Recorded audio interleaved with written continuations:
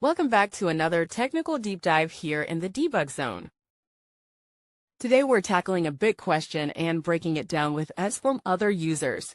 Hopefully this clears up some misconceptions and helps you get the answer you need. So buckle up, stay a little curious, and let's jump right in.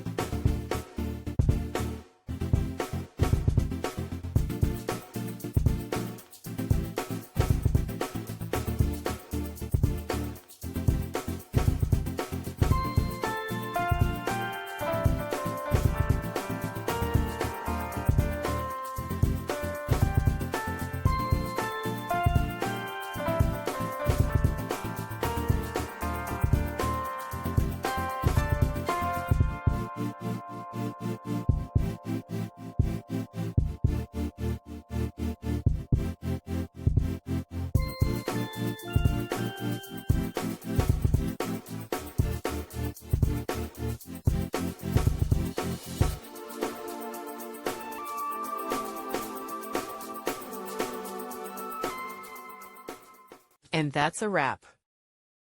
I hope you found the answer you were looking for.